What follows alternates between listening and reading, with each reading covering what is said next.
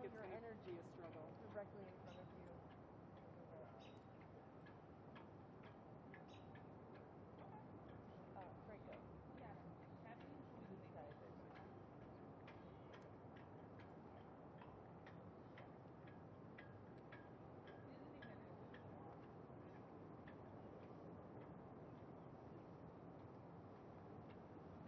Frank, go.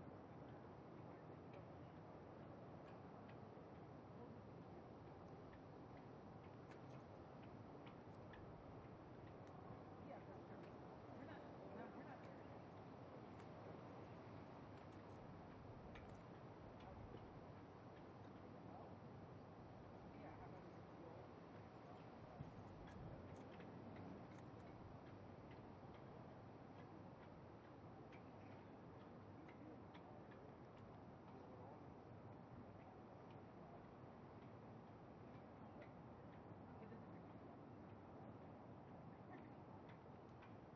Inside.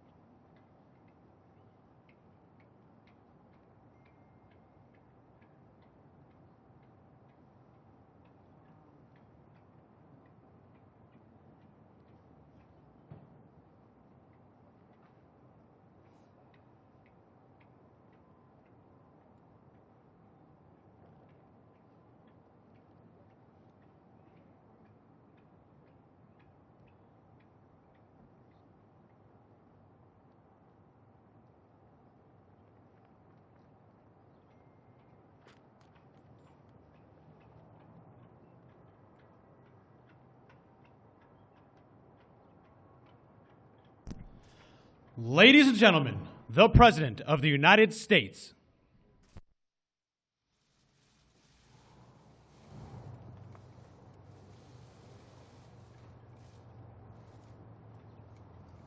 Thank you very much. Thank you.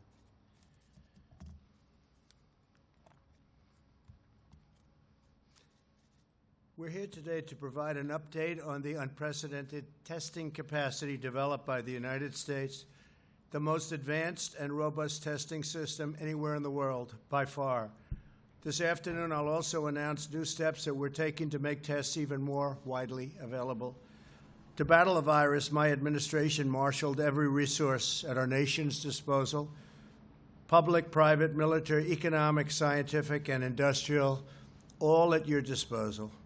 We launched the largest manufacturing ramp-up since the Second World War. There's been nothing like it since. At the center of this industrial and scientific mobilization was the development of our coronavirus testing capabilities. In the span of just a few short months, we've developed a testing capacity unmatched and unrivaled anywhere in the world, and it's not even close. This is a core element of our plan to safely and gradually reopen America, and we're opening and we're starting, and there's enthusiasm like I haven't seen in a long time. Every American should be proud of the amazing array of talent, skill, and enterprise our nation has brought to this challenge. In 3 months, the FDA has authorized more than 92 different tests, and over 9 million have been performed here in the United States.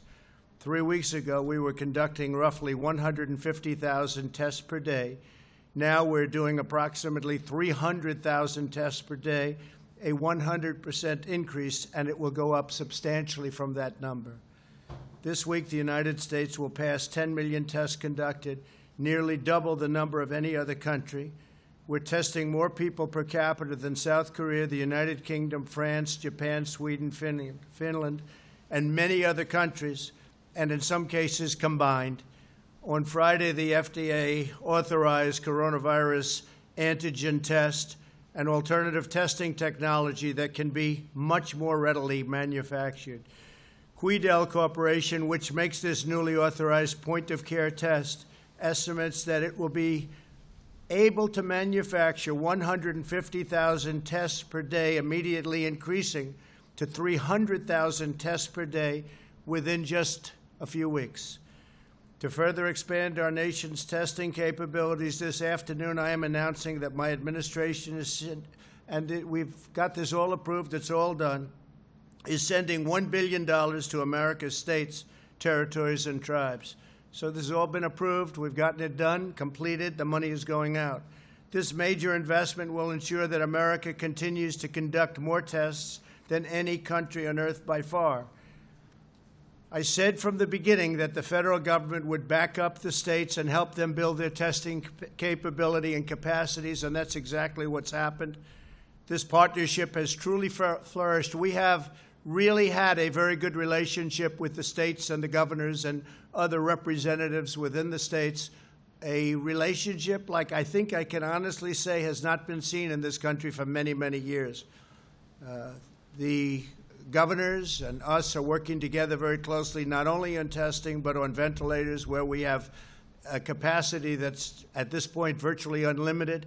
And we're sending ventilators, as you probably heard, from other countries. We're sending many, many thousands of ventilators to other countries because they're in tremendous need. And I think building up a lot of goodwill, but much more importantly than that, we're saving a lot of lives.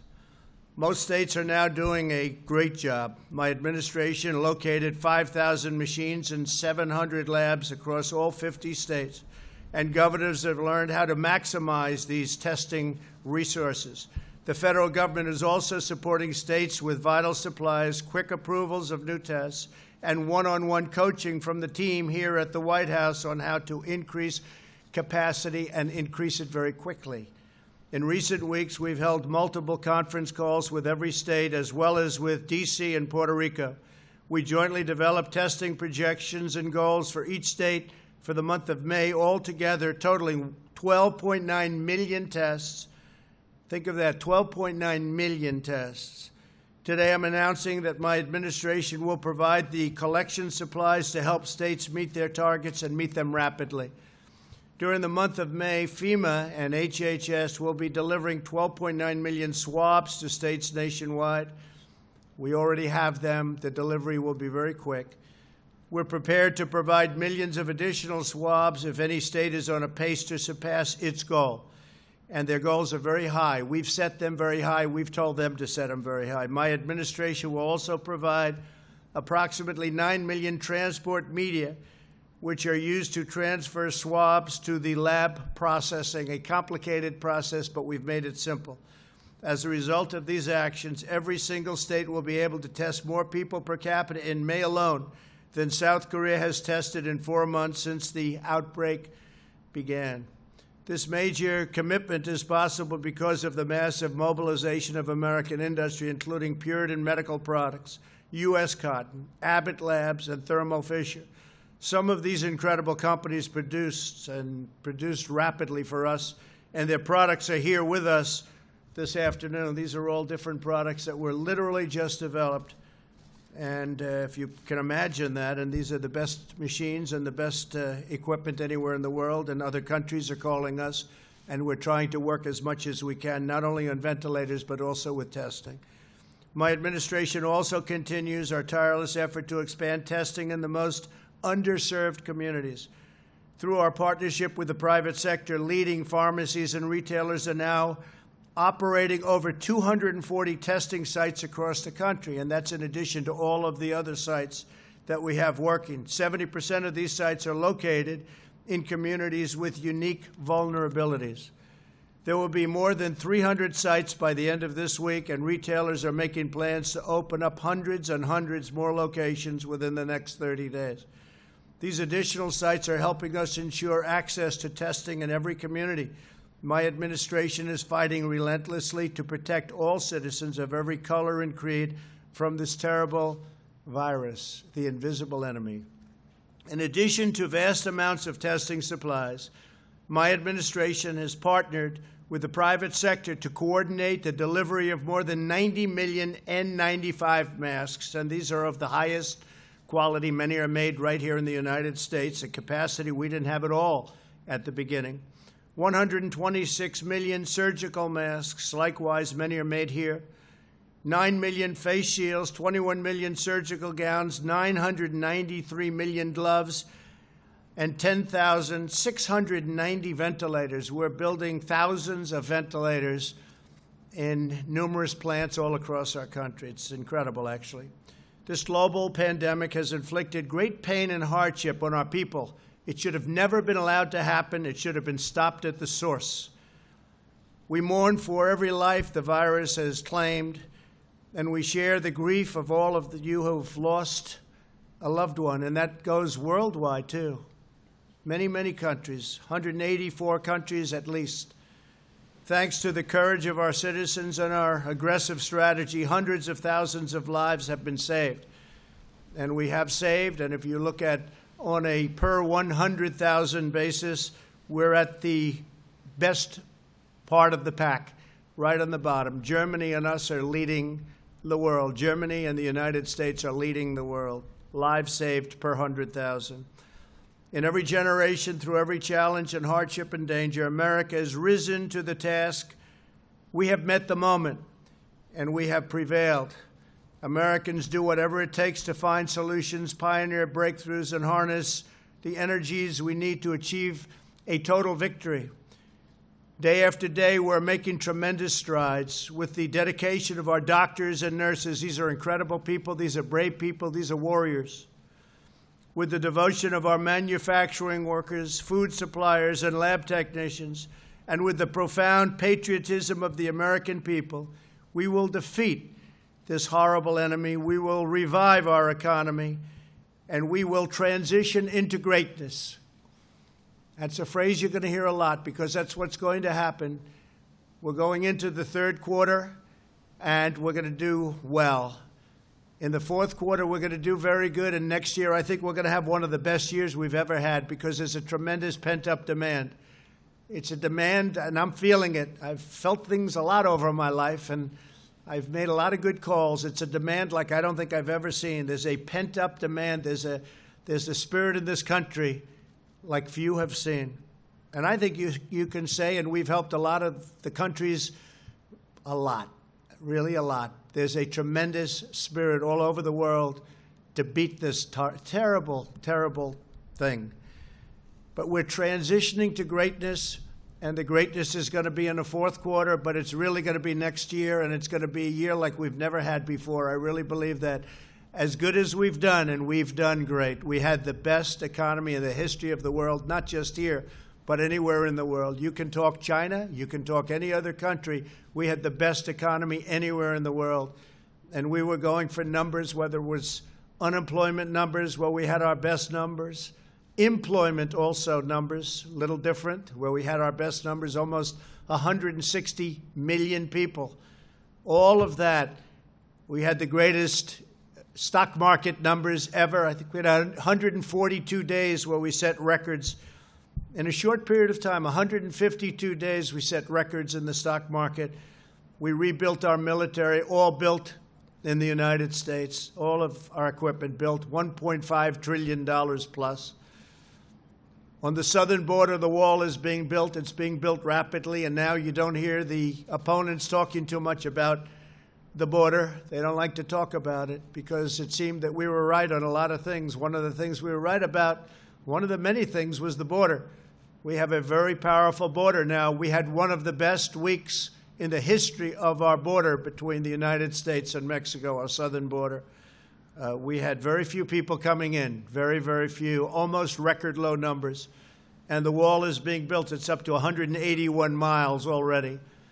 It's being built rapidly. People don't talk about it anymore because it's very successful. And the area where the wall has built, that is a lot still, but we want to be up to 450 by a very short period of time. Early next year, we should be up to 450, and very shortly after that, over 500 miles to be completed. But it's had a tremendous impact. But again, we've had the best numbers. The last thing we want now with this pandemic is for people to come across our southern border. And again, we're doing record numbers, meaning record low numbers. So I just want to thank everybody, and I want to introduce Admiral Guar. If you could, please come up, and Brad, if you would, Brad Smith. And they're going to do a little explaining as to what we've done with regard to testing and how successful it's been. And then we'll take some questions after that. Thank you very much. Well, thank you, Mr. President, for your leadership and for your high expectations that really made this all come together, and for the uniform support of everyone in the White House and the administration. And thank you, Secretary Azar, for providing his leadership at HHS and allowing both Brad and I the opportunity to work on this project. I think it's clear that America does lead the world in testing. I'll go through some of the charts that show that we lead quantitatively. I will also suggest that we lead in the diversity of tests, which are very important to establish the testing ecosystem to keep America safe. And clearly, as we've said multiple times, no one beats America when it comes to quality. So let's start potentially with the next slide. This may be hard to see, but if you look at the line on top, that's the total numbers of tests done by the United States. No other country in the world comes close to the total numbers. Again, as the President has said, today we will top over 9 million tests. And if you look at per capita, everyone talks about South Korea being the standard. Today, we will have done more than twice the per capita rate of testing that was accomplished in South Korea. No matter how you look at it, America is leading the world in testing, and how did we get there? Let's look at the next slide. Next slide, please. A very important component of how we came to this point was the authorization by the FDA, under the leadership of our Secretary, of many different diagnostic tests, of diagnostic devices, and now of serology tests. So you've heard a lot about the different testing, and you see some of the machines up here. Most of the diagnostic tests, all but one, rely on the amplification of the viral RNA, the viral genetic material. And we've talked to you about the diversity of tests. They're very high throughput tests that are done at big reference labs like LabCorp and Quest. But very importantly, there are also tests, and you heard us talk about Cepheid, delivering over 2 million tests, vitally important to rural Americas and to places that do not have very large infrastructure. You've also seen the Abbott test we've talked about. There it is on the left of the President, delivering about 1.4 million tests as a point-of-care test. You get the result within 5 to 15 minutes, and we have deployed over 235,000 of these tests to the state public health laboratories in every state of this country to make sure that that point-of-care testing capability is there to research outbreaks like in nursing homes or in certain industrial capacities, and well over 90,000 to the Indian Health Service so they could test at a point of care in remote locations. The President also talked about a new first-in-class test. It's listed there as an antigen-based test. This is very important, and you've heard Ambassador Birx talk about this multiple times, because antigen testing, although complex, is much less complex than the nucleic acid testing that we've had. Quidel had this authorized by the FDA, and as the President said, we'll soon be making over 300,000 tests per day. Do the math. That's 9 million point-of-care tests that we will have every month in just a few weeks. It will clearly add to, and to a certain degree, transform our landscape. What you don't see up here is the important work the FDA did. I'm a swab guy now. I'm very interested in swabs. In order to make all these tests work, you have to show that a certain swab made of a certain material, performed in a certain way, delivers a highly accurate result.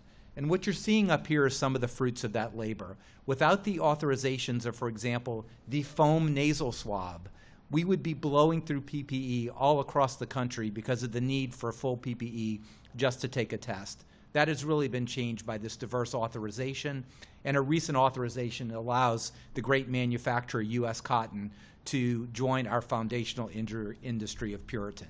Next slide. Last week we did over 1.9 million tests, and that number is growing. And again, as the President said, and Brad will talk about, our states aspire to do well over 12 million tests over the next 4 weeks. You see the graph growing, which you also see, very importantly, is that little orange bar on the bottom is the cumulative number of positives. Our percent positives are going down, and that's what we want to see. In fact, in 31 states as of last night, the positivity rate is less than 10%, which is not a litmus test, but is a good idea that we're doing plenty enough testing that we can enter phase 1 for careful reopening. I also want to take the opportunity to say this doesn't happen by accident. I'm seeing everyone in the audience here, and I'm so pleased that they can be here. People sitting in the front have been working literally 18 to 20 hours a day, every single day of the week, for at least the past 2 months. None of this happens by accident. It happens because their hard work, their sacrifice of their family, all for a common good. And I'm very, very honored to consider you all as my colleagues. In my last slide, as the President said, $11 billion are now being announced to be delivered to the states for the sole support of testing. This will give them the resources to partner, as they have, with the federal government, with the President, the Vice President, the task force, with Brad and I, to achieve their testing goals. And we're going to be very specific, and they know it, that there needs to be minimum numbers to be planned to test. They have to have plans for their vulnerable communities, including nursing homes, including those who are disabled, including those who are in prisons or who have working environments that they may have a more likelihood to spread the infection. And combined with that, the Secretary's Office of Minority Health will soon be awarding a large contract to guarantee a national network of state, local, and community-based organizations to assure that those underserved, particularly racial and ethnic minorities, are linked to the services they need, not only testing but in care as well. And with that, I'd like to hand it over to Brad Smith, who's the director of the Center for Medicare and Medicaid Innovation, but has really been the chief operating officer to make all of this come together. Brad. Thank you, Admiral. I want to talk through a little bit specifically the work that we've been doing with the states. So as the Admiral mentioned, over the past few weeks, we've been working with each state to set a target for their testing goal for May. Over the series of a couple of different calls, we've aligned on what those goals are. And as the Admiral mentioned and the President mentioned, they add up to over 12.9 million tests in the month of May. For every state, this is greater than 2% of their population in the entire state being tested in May. And for many states, it's a much higher number than that. When you compare this, as the President mentioned, to South Korea is actually below that 2%, not for a month, but for their total tests to date since the start of the year. And so our states have come together to set really ambitious goals that we're excited to support them in meeting. If you go to the next slide. As I talked about last time in the press briefing, there are really 3 parts to making sure that a test can happen. The first part is the specimen collection supplies. The second part is the machines, and the third part are the lab supplies that the machines need to run. And what we've been working to do is to make sure that each state has all 3 of those parts to be able to conduct the number of tests. The first part is the specimen collection supplies. The commercial market today is providing a large number of these supplies already to states and already to hospitals. But we wanted to ensure that every state had more than what they needed to be able to conduct the number of tests they're aiming in May. So what we've done is we've purchased enough tests to support the state testing goals for May and June. So we will be sending more than 12.9 million swabs and over 10 million media to the states over the course of May, and a similar or greater number over the course of June. In addition, we have several million in reserve, so if states are able to exceed their goal in the 3rd and 4th week of May, we can provide them even more swabs and transport media. And again, this is in addition to what's already available on the commercial market. If you go to the next slide. There are large numbers, has been talked about many times, a large number of testing machines across the country, over 5,000 different machines that can conduct these tests. The key part is making sure that the machines and that the labs have enough supplies to run the machines. There will be, in the month of May, commercially produced over 25 million test kits, which is either the PCR and extraction kits or the cartridges, to be able to support tests in their effort, states in their testing effort. And what we've been working to do with each state is understand their total goal. And each of the manufacturers has been a great partner with us and told us how many tests they're shipping to each lab in each state over the course of May. And what we know is that in the aggregate, the number of test kits the state is getting is greater than their testing goal for the month of May. In addition to what the states have already purchased, there's over 7 million additional tests that remain unpurchased, the majority of those from Thermo Fisher, which is the most common machine in the country. So we feel very confident the states will not only have the specimen collection supplies and the machines, but also the extraction kits and the reagents they need to be able to hit or potentially exceed their testing goals. And if you go to the last slide, the last piece of the puzzle is making sure that Americans have access to these tests. Healthcare providers, hospitals, primary care physicians are already providing these tests to date. And we, for the past 6 or 7 weeks, have been partnered with the retailers who have massively been ramping up their effort. Today, there are over 240 retail sites. We've been working with the retailers to make sure that they're specifically targeting low-income and other vulnerable communities across the country. And we are talking with them about potentially opening more than another 1,000 additional sites over the next month or two. So we hope that we've put together the right pieces of the puzzle, having access points for patients and Americans across the country, having the specimen collection supplies needed to take the test, having the machines, and then also having the lab testing supplies with the machines. So thank you very much. Thank you very much, Brad. Maybe you'll both stay there. Could be some questions. Okay, please, John, go ahead. You can't hear me. We had a situation here at the White House on Friday where a member of the Vice President's staff tested positive for coronavirus, which has now caused 3 of the top U.S. officials involved in the coronavirus response to self-isolate.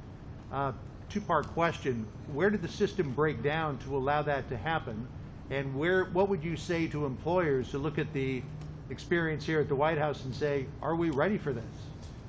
I don't think the system broke down at all. One person tested positive, surprisingly, because the previous day tested negative, and 3 people that were in contact, relative contact, who I believe they've all tested totally negative, but they are going to, for a period of time, self-isolate, so that's not breaking down.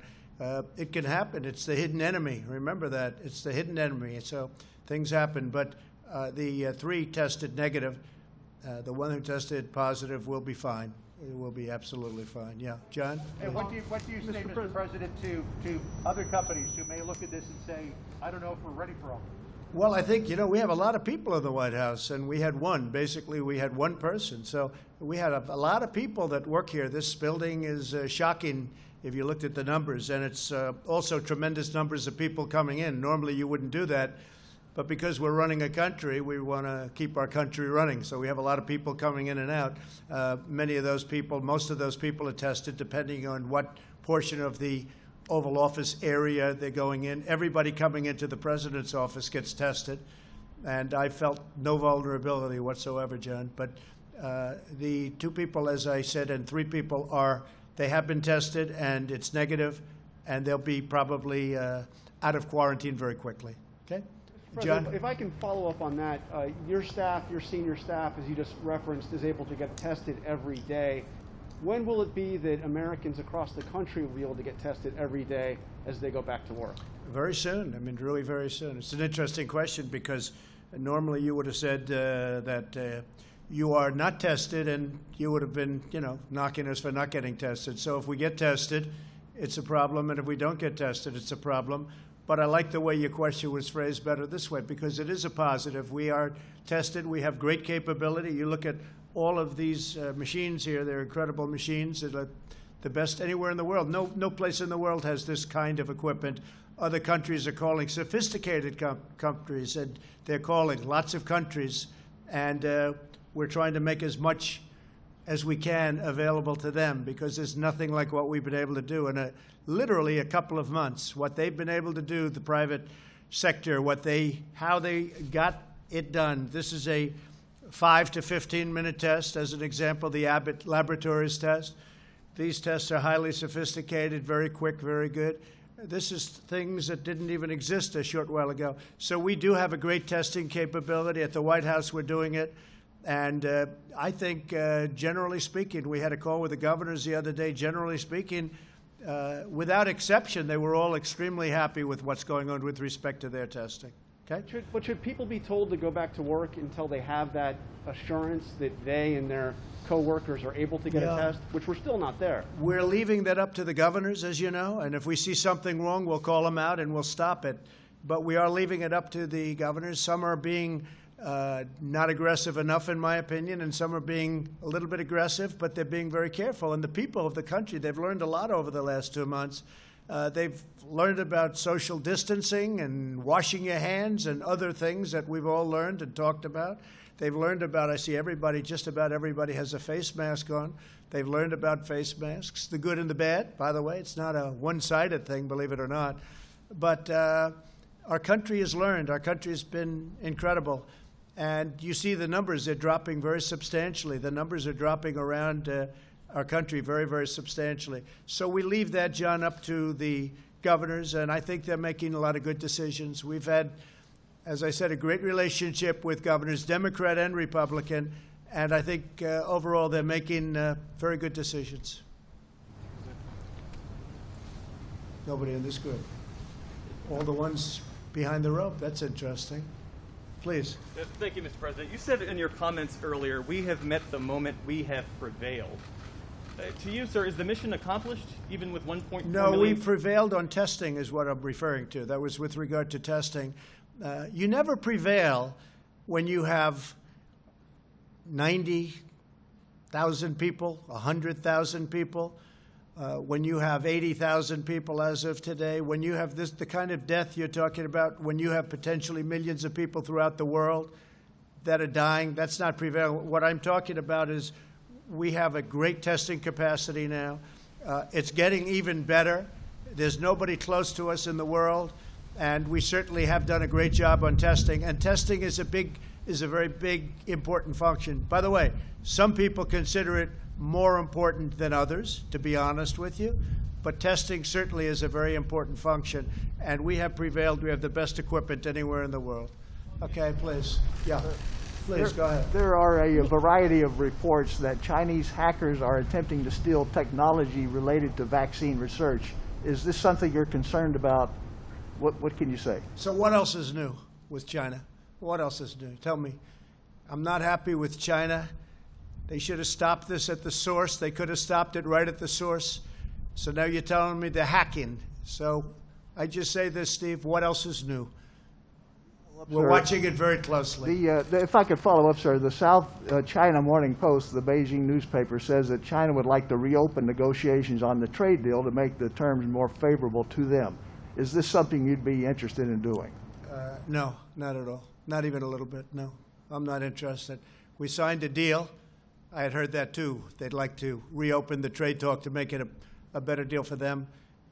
China's been taking advantage of the United States for many, many years, for decades, because we had people at this position right here where I'm standing, sitting right in that office, the Oval Office, that allowed that to happen. No, I'm not interested in that. Let's see if they live up to the deal that they signed.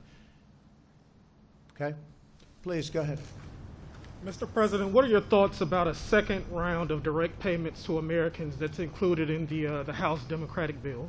Well, we're talking about that with a lot of different people. I want to see a payroll tax cut. I want to see various things that we want. I want the workers to be taken care of. But we are talking about that. We're negotiating with the Democrats. We'll see what happens. But as I said, it's a transition, and this is really going to be, in my opinion, we'll see. But I think it's going to be something that's going to be very special. It's a transition to greatness. And greatness is next year, right from the beginning. I think we're going to do fantastically well. I view the third quarter, as I said, as a transition quarter. Could be pretty good, but a transition quarter. Toward the end of the fourth quarter, you're going to see some numbers that are going to be tremendous, I think. And next year, you're going to have potentially the kind of numbers that you saw before and maybe even better, because there is that pent-up demand that is a lot of people wanted to do things, they were ready to do things, and they've had to hold back because of the virus. So I think you're going to have, with that pent-up demand, a phenomenal year next year, unless somebody messes it up by coming along and raising taxes, doubling, tripling, quadrupling your taxes, like a certain party, namely the Democrats, want to do. You'll mess it all up. We had the greatest in the world. I presided. This administration presided over it. It got great for a reason. And we'll do it again, and we'll do it again very quickly and very easily. I see that happening. Yes, ma'am, please. Thank you, Mr. President. Almost everyone, as you noted, in the Rose Garden is wearing a mask today. Why haven't you required everyone at the White House to wear masks before now? Well, if they're a certain distance from me or if they're a certain distance from each other, they do. In the case of me, I'm not close to anybody. I'd like to be close to these two gentlemen. They're hard-working, great men, but they just said, frankly, let's keep it this way. So obviously, in my case, I'm very far away from everyone. But if you look at all of those people over there, every one of them, from what I see, these are White House staffers, they're White House representatives, they're White House executives, and everybody has a mask on. We've had just about everybody I've seen today has worn a mask. Yeah. Were you the one who required that, sir? Yeah, I did. I required it, yes. Please, go ahead. Mr. President, you're now promising that everyone who needs a test will be able to get one at some point soon. Can you give us some figures on what you're changing to ramp up testing? When will that be a true statement exactly? And how exactly are you going to accomplish that? Well, it's a true statement already. We have more testing than any country in the world by far, but I'll let Admiral go into a little bit of the future. When you look at the testing numbers that we worked with collaboratively with the state leadership, it's not just with the governor, but the state health officers, the state epidemiologists, the public health labs. It's really a combination of testing those who need something for diagnosis, diagnostic testing, tracing, so testing those who have been around the people with a diagnosis. But the largest fraction of that is really moving into surveillance, that is testing those who are asymptomatic. And when you do the numbers, this amount of testing on a state-to-state basis really is in the range that we need to accomplish all of that, certainly within the range that we need. So it really encompasses those three things. The other thing I would say is, particularly as we move into the summer, there are surveillance mechanisms, and I talked about them before, like a weather radar. And just think about that weather radar. The influenza-like illness network, which is at about 75% of healthcare institutions, and syndromic surveillance. So if we see a blip on that weather radar, combined with CDC personnel in every single state and with contact tracers, we really run to the fire, right? And that's when you detect, you trace, and you shut off that outbreak right when it starts. Mr. President, there does seem to be a double standard here, Mr. President, where members of your own staff can get tests frequently when they need it, but ordinary Americans cannot. So when will the rest of America have the same access that members of your own White House have to testing? And you know what? If we didn't get the tests, if we did no tests in the White House, you'd be up complaining, why aren't you getting tests for the White House? See, we can't win, because if we didn't get the tests, you'd be up. I understand you very well, better than you understand yourself. And frankly, if we didn't get tests done, you'd be up complaining about the fact that we didn't have the tests done. Now that we're doing so well on tests and so quick and so fast, 5 minutes, et cetera, and so accurate, you're complaining that we're getting too many tests. So you can't win. Go ahead, Phil. Yeah, Mr. President, many Americans want to return to their normal lives, but they're afraid to do so. How can you ensure Americans that it's safe to go to their own workplaces when the most secure workplace in the country, the White House, cannot contain the spread of the coronavirus that's infected some of your own staff? Well, when you say some, so we have a person, and the person got something happened right after a test was done. 3 other people met that person, came into relative contact, very little contact, and they're self-quarantining. That is not exactly not controlling it. I think we've controlled it very well. We have hundreds and hundreds of people a day pouring into the White House. It's a massive office complex, including the very large building right behind us that you know so well. So I think we're really doing a very good job in watching it, and I think it's very well contained, actually. And part of the reason it is because of all the tests we're able to give. But it was one person, and the other people were only people. They're quarantined. You understand this, Phil. They're quarantined for a specific reason. The reason is they were in the general proximity of the one person. And the one person, I believe, will be fine in a very short period of time. Why hasn't Vice President Pence followed the CDC guidelines of self-isolation and other people who might have been exposed well, to that this? I'm going to have to ask that. He will give you that information. Whatever he is proceeding and doing, he will give you that information. I'll make sure that they put out a notice. John, go ahead, please. Mr. President, up until now, it's thought that the most vulnerable people were those above the age of 60 or 70 or 80, and the children were pretty much, I don't want to say immune from this, but weren't affected by it. But all day long in the news today, we have been hearing and seeing this terrible syndrome that some 85 children have now. 3 of them have died.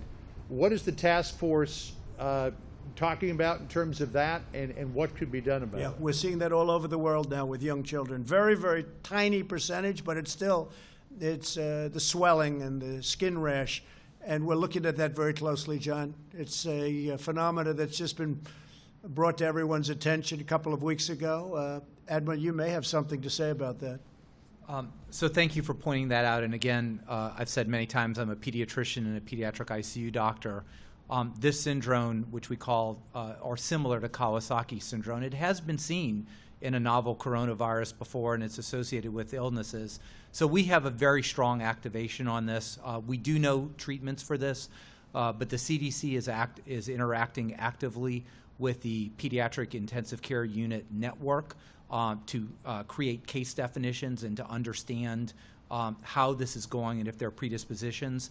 The National Heart, Lung, and Blood Institute, I spoke to Dr. Gary Gibbons, who directs that, who is advancing many research projects based on that.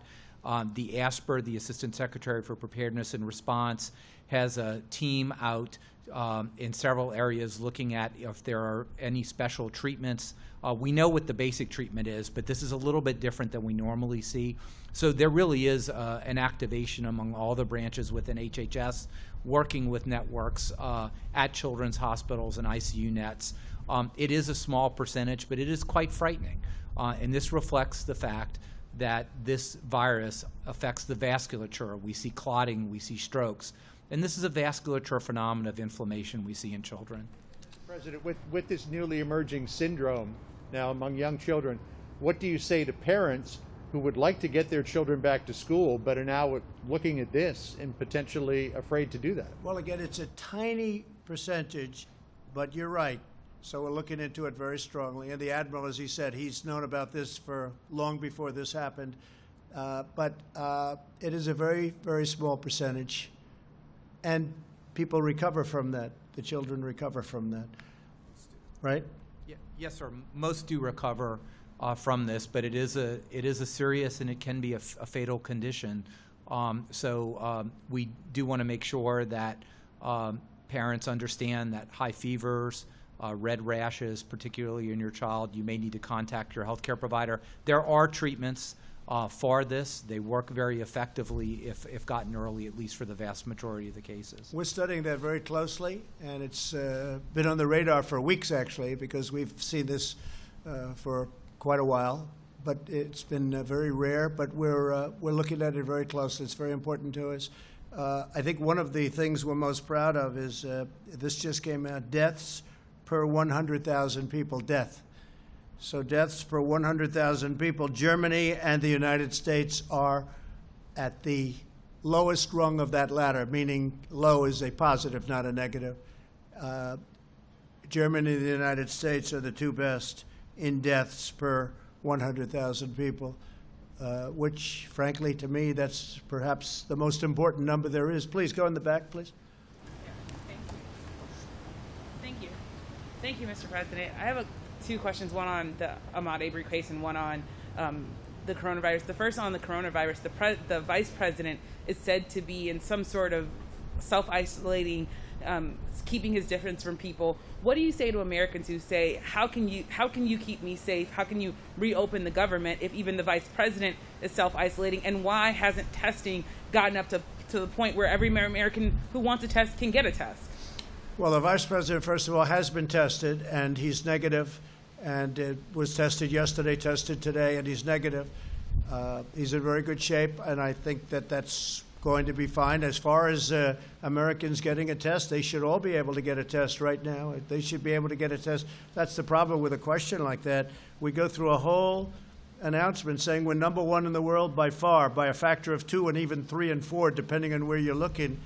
And I get a question, when will everybody be able to get tested? If somebody wants to be tested right now, they'll be able to be tested. As far as the incident you talked about, I think it's horrible, and it's certainly being looked at by many people. I'm speaking to many people about it. he looked, I saw the picture of him in his tuxedo. It was so beautiful. I mean, he looks like a wonderful young guy. Would have been a wonderful, just a wonderful guy. I think it's a horrible thing.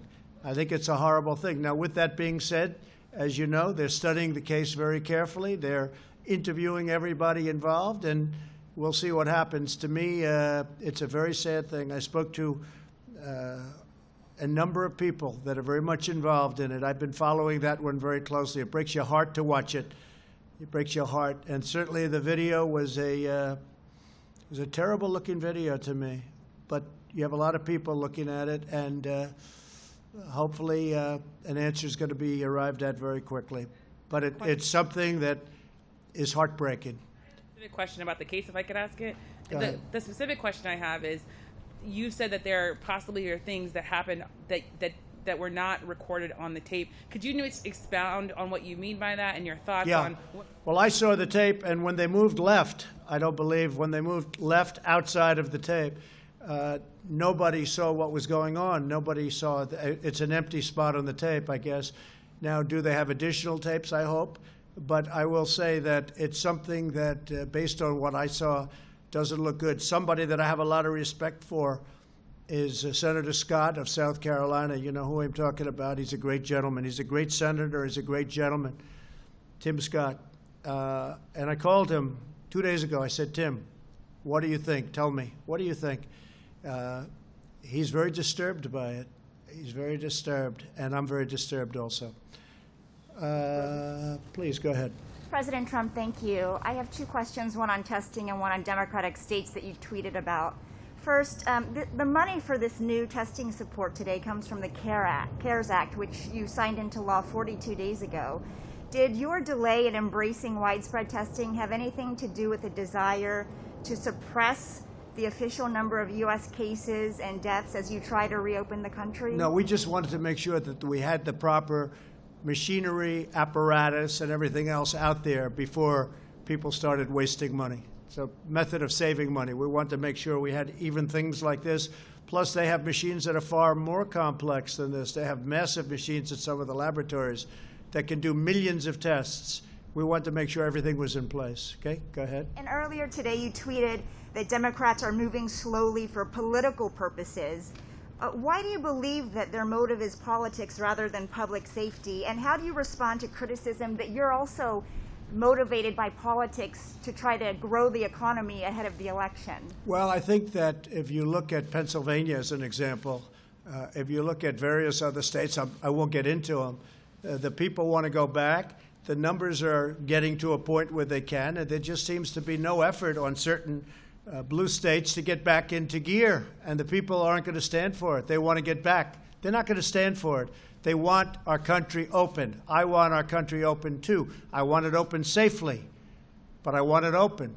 Don't forget, people are dying the other route. You can go with the enclosed route. Everything's closed up. You're in your house. You're not allowed to move. People are dying with that too. You look at drug addiction. You look at suicides. You look at some of the things that are taking place. People are dying that way too. You could make the case it's in even greater numbers. So it's a situation that some people, and I've noticed that some states could be moving more quickly, and also at the same time safety. Look, safety is paramount, but people are dying in the lockdown position too.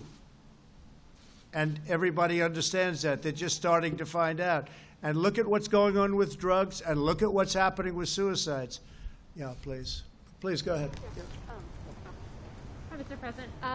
So Americans have been self-quarantining for several months now, social distancing, yet we're still seeing about 20,000 new cases a day, 1,000 to 2,000 deaths. Is there anything else the administration is planning to do to get these new cases under control? Because we seem to be on a plateau. Or is this just well, excuse me, the 20,000, the numbers are way down from what they were 2 weeks ago. I mean, the numbers are really coming down, and very substantially. This weekend was one of the lowest we've had. This is, the numbers are coming down very rapidly, all throughout the country, by the way. There may be one exception, but all throughout the country, the numbers are coming down rapidly. I think you see that, Admiral. But now 130,000 cases that go through August. Do you agree with those models? Is that your expectation Well, as well? the models haven't been exactly accurate. These are models done by a lot of think tanks, a lot of universities. You look at some of the models, they've been way off. A few of the models have been accurate. But as far as the models are concerned, if you go by the model, we were going to lose 2.2 million people. And because we mitigated, we did things that were very tough for our country to do, frankly. We had to turn off our whole magnificent economy. We had to turn down the whole country. We're at the lowest of all of the models. I mean, if you look at, I guess that 100 to 120,000 people would be at the low side. And we're at, there's nothing low. Look, nothing low. One is too many people. And I say it all the time. One person to lose for this is too many people. It's a disgrace what happened. But if you look at the models, we're at the lowest of those projections. But the models are not models done necessarily by the White House. They're models done by many people all over the world. And if you take the most respected of those people, many of those models are wrong. I mean, they've been wrong as far as the U.S. is concerned, because those numbers are nowhere near what was projected potentially. Expectation of what the death toll is going to look like by the summer, you know what? I don't want to think about it even. I know that we're doing everything we can. We're doing a good job. We acted very early. We acted extremely early in keeping China out of our country and banning people from China coming in, other than our citizens, which we obviously had to take. And they were quarantined or watched carefully. They were tested. They were watched very carefully. But we had about 40,000 people coming in from China, from Asia, and we had to obviously take the people. Can you imagine if I said you're a U.S. citizen, we're not going to take you? That doesn't work. So, but they were very carefully. I was with Ron DeSantis. He said they literally put the people that came in from China in quarantine for a substantial period of time. No, that was a big decision. I think we saved hundreds of thousands of lives by acting very early. And when I did this, I think the Admiral can say it, everybody was against my doing it. Everybody was. The professionals, the doctors. I was pretty much by myself on that one. And it was a lucky thing we did it, because we saved hundreds of thousands of lives. Yeah, please, go ahead. Thank you, Mr. President. Earlier today, the Vice President urged governors to have all their nursing home residents tested. Why not just mandate that? Why not require that? Have you considered that? Well, I would certainly consider that. I will mandate it if you'd like. I think it's important to do, and I think, frankly, some of the governors were very lax with respect to nursing homes. It was obvious right from the beginning. The state of Washington, where 26 or 28 people died very early on, and I would have said nursing homes, and I did say nursing homes. That's what they should. Now, some of the states, many of the states are doing that, but I think all of the states should be. They have the capacity to do it. They should be doing nursing home. That is a real vulnerability. The two staffers that were announced last week as testing positive, are you aware of any additional White House staff? No, not at all. I'm only aware of people that saw them, were tested, the tests were negative, and they're quarantining anyway. So, please, go ahead. Thank you, Mr. President. I wanted to ask, are you now or are you considering separating some more with Vice President Pence as a precautionary measure? Well, first of all, the job he's done on task force, the job he's done, frankly, as the Vice President of the United States has been outstanding. And he's a warrior, too, just like doctors and nurses. I mean, he is working so hard, and he's coming into contact with a lot of people. But again, he tested negative, so we have to understand that. But he comes into contact with a lot of people. It's something probably during this quarantine period we'll probably talk about. I have not seen him since then, but I would say that he and I will be talking about that. Yeah, we can talk on the phone. Question for Admiral Giroir, if I could. The President just said that Dr. Fauci, Dr. Hahn have tested negative. Then why do they need to be isolating? Is there some concern that they could be spreading the virus in some way? Is there a concern about the testing? Why do they need to isolate? So this is a very fundamental concept, and I'm so happy you brought that up. because it underlies a lot of the questions here. If you test negative just at that one point, that just means you've tested negative for that point in time. We know that the incubation period for this virus can be many days. So the CDC guidelines really says that if you're in close contact, just testing negative on that one day doesn't mean you won't be positive later on. So the prudent and the recommended thing to do is to self-isolate yourself for the entire period of incubation and really then some. So that's what they're doing. It's a precautionary manner because they were negative. We all hope that they remain negative, but if they turned positive in a day or two or became symptomatic, that's still possible even with a negative test. Okay? Thank you, sir. Go ahead, Phil. Mr. President, in one of your Mother's Day tweets, you appear to accuse President Obama of the biggest political crime in American history by far. Those were your words. What crime exactly are you accusing President Obama of committing, and do you believe the Justice Department should prosecute him? Obamagate. It's been going on for a long time. It's been going on from before I even got elected, and it's a disgrace that it happened. And if you look at what's gone on, and if you look at now all of this information that's being released, and from what I understand, that's only the beginning. Some terrible things happened, and it should never be allowed to happen in our country again. And you'll be seeing what's going on over the coming weeks. But I wish you'd write honestly about it, but unfortunately, you choose not to do so. Yeah, John, please. Crime. What is the crime exactly that you're accusing him of? You know what the crime is. The crime is very obvious to everybody. All you have to do is read the newspapers, except yours. John, please. Yeah, Mr. President, if I can just get a clarification on the testing. We've seen clearly that the numbers of tests have gone up. There have been some advancements in testing. But you've said twice here today that every American who wants a test can get a test. Yes. That's not the case. 1.9 million tests per day is far short of every American that wants a test to be able to get a test. Well, I'm going to have the Admiral, but I will say just from listening and hearing like you do, we all do, not everybody should get a test because they have to have certain things, and they're going to know when they're not feeling right. Those are the people that will be getting the test. But Admiral, I'll let you take it from there, please. So everybody who needs a test can get a test. We have plenty of tests for that. Right now in America, anybody who needs a test can get a test in America with the numbers we have. If you are symptomatic with a respiratory illness, that is an indication for a test, and you can get a test. If you need to be contact traced, you can get a test. And we hope, and not hope, we are starting to have asymptomatic surveillance, which is very important. Again, that's over 3 million tests per week. That is sufficient for everyone who needs a test, symptomatic, contact tracing, and to our best projections, the asymptomatic kind of surveillance we need to get that. And that's the way it is. And remember, I work at HHS. I work there every day. I don't get tested every day. I get monitored for my symptoms. Am I febrile? Do I have any other symptoms? I wear a mask when I go in. That's a safe work environment for the environment we have. If I became symptomatic, I would get a test, and if it were positive, I would isolate, and there'd be contact tracing to stop that just the way it was done here. If I'm not symptomatic, I do the precautions as everyone is recommended in phase 1, and that's the essence of safely opening America. And John, the numbers are coming way down, and they're coming down rapidly, and that's a beautiful thing to see. And that's pretty much universally all across the country. They're coming down very rapidly, so very important. Please, go ahead.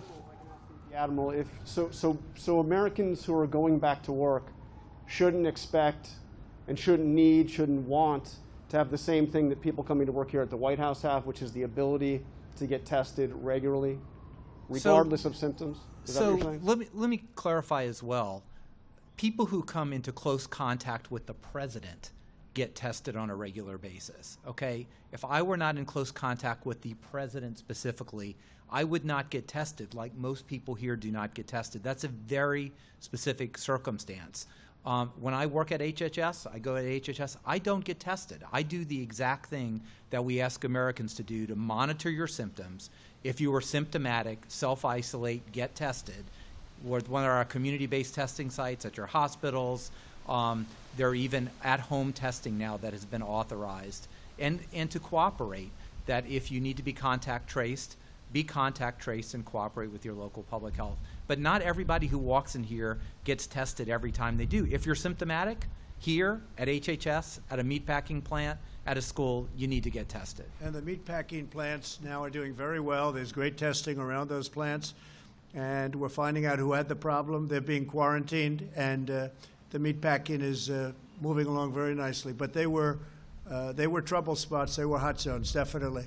Please. And you know, one thing I think is very important, though, John, just to finish, we have now, and nobody says it, they just don't want to write it, by far more tests than any other country in the world, not even a contest. And the quality of our test is the best anywhere in the world. That's very important to say. Please, go ahead. So to make sure I understand the White House's position, are you saying that right now you feel there is enough testing, adequate testing across the United States, or do you feel that it needs to be ramped up? And by how much, if so, does it need to be ramped up? I think we've been clear all along that we believe, and the data indicate, we have enough testing to do the phase 1 gradual reopening that has been supported in the president's plan and the task force plan. And it has to be a phased reopening. Nobody's saying turn the light switch on and everyone go, because then it would be really impossible to control the spread of the virus. You know, there are many, many models out there. The Rockefeller Foundation published their recommendations of about 3 million tests per week. That's exactly what we're doing. If you look at our agent-based models, it's far below that. If you take the Safra Center at Harvard and correct their misassumptions, like on the sensitivity of the test, the mitigation processes, and how many people get hospitalized, you get about that number. Now, I am not going to come here and say we can absolutely swear it's God's truth that this is the number we need. But we know we have enough to open, and we're going to be very careful with our ILI net, with our surveillance programs, and with the data come in to inform us even further as we grow and learn. And I think Brad may. And let me just add a little bit to that, because most days I don't come to the White House to work. I either go to FEMA or I go to HHS. And let me just talk you through what the protocols are there, because I would never get tested if I wasn't coming to the White House. So every day when we come in, we get our temperature taken, and we get asked questions about if we have symptoms. If you don't, then you enter the workplace. And then there's hand sanitizer all over the place. In rooms that are made for conference rooms, they put pieces of paper that say don't sit in essentially every third seat to separate people. And so there's a lot of precautions that we're taking in the federal government that are separate from testing, and those are the precautions that the agencies that Admiral Giroir and I are working at every day are using to let us continue working. If people want to get tested, they get tested. We have the greatest capacity in the world, not even close. If people want to get tested, they get tested. But for the most part, they shouldn't want to get tested. There's no reason. They feel good. They don't have sniffles. They don't have sore throats. They don't have any problem.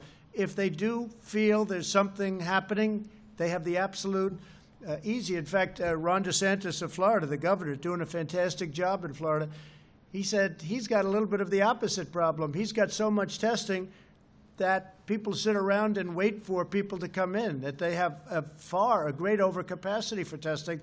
And there are numerous other states that have told me the same thing. That's, by the way, a good problem, not a bad problem, okay? Yeah, go ahead, please. Said many times that the U.S. is doing far better than any other country when it comes to testing. Yes. Why does that matter? Why is this a global competition to you if every day Americans are still losing their lives and we're still seeing more cases every day? Well, they're losing their lives everywhere in the world, and maybe that's a question you should ask China. Don't ask me, ask China that question, okay? When you ask them that question, you may get a very unusual answer. Yes, behind you, please. Sir, why are you saying that to me specifically? I'm telling you. I'm not saying it specifically to anybody. I'm saying it to anybody that would ask a nasty question like that. That's not a nasty question. Please go ahead. Why does it matter? Okay, anybody else? Please, go ahead in the back, please. I have two questions. No, it's okay. But We'll you go over pointed here. to me. I have two questions, Mr. Next, President. next, please. But you called on me. I did, and you didn't respond, and now I'm calling on Sorry, I just the wanted young to, lady in the back, please. I just wanted to let my colleague finish. Okay. But can I ask you a Ladies and question, gentlemen, please? thank you very much. Appreciate it. Thank you very much.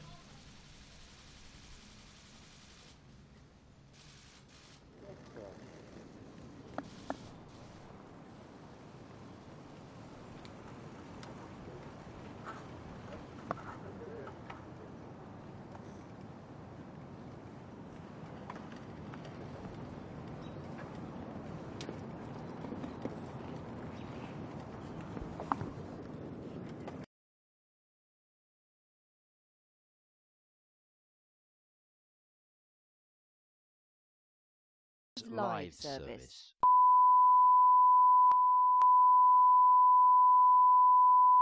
This is the primary audio circuit for the Reuters live service.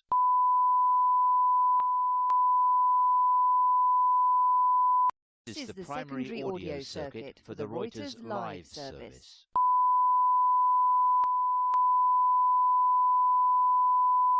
This is the primary audio circuit for the Reuters